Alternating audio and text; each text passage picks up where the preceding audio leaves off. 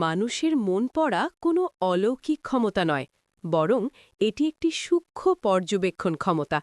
যখন কেউ চুপ থাকে তখন তার মুখ কথা না বললেও তার চোখ এবং শরীরের ভাষা অনেক না বলা রহস্য ফাঁস করে দেয়।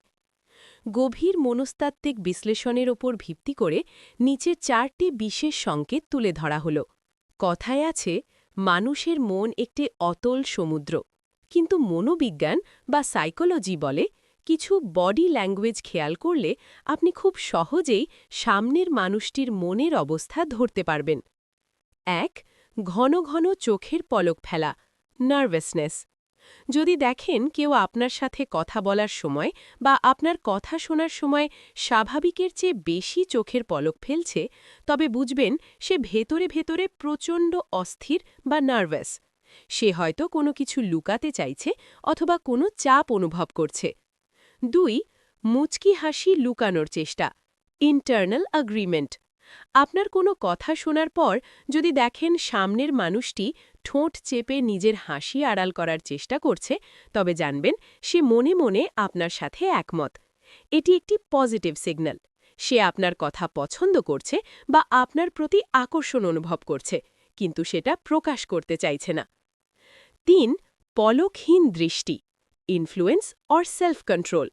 যদি কেউ কোনো বিরতি ছাড়াই বা পলক না ফেলে সরাসরি আপনার চোখের দিকে তাকিয়ে থাকে, তবে এর দুটি মানে হতে পারে।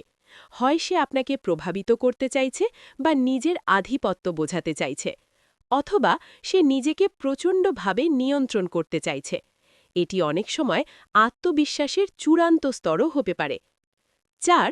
শুধু মাথা নাড়ানো কিন্তু না শোনা, দ্য ডেঞ্জার জোন। এটি সব থেকে ভয়ঙ্কর সিগন্যাল। যদি কেউ আপনার কথা শোনার সময় কোনো শব্দ না করে শুধু যান্ত্রিকভাবে মাথা নেড়ে যায়, নডিং, তবে বুঝবেন সে আপনার কথা আদৌ শুনছে না। সে মনে মনে অলরেডি একটি সিদ্ধান্ত নিয়ে ফেলেছে এবং কেবল আপনার কথা শেষ হওয়ার অপেক্ষা করছে। এমন মানুষের সাথে তর্কে গিয়ে লাভ নেই, কারণ তাদের মন পরিবর্তন করা কঠিন। নীরবতা মানেই শূন্যতা নয়। একজন মানুষ যখন চুপ থাকে তার অবচেতন মন সব থেকে বেশি সক্রিয় থাকে।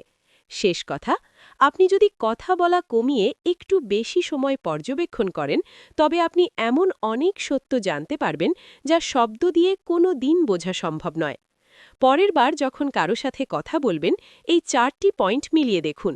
দেখবেন সামনের মানুষটি আপনার কাছে এক স্বচ্ছ কাঁচের মতো হয়ে উঠেছে। এই 4টি সংকেতের মধ্যে কোনটি আপনি আপনার চারপাশে বেশি খেয়াল করেছেন, কমেন্টে আমাদের জানান।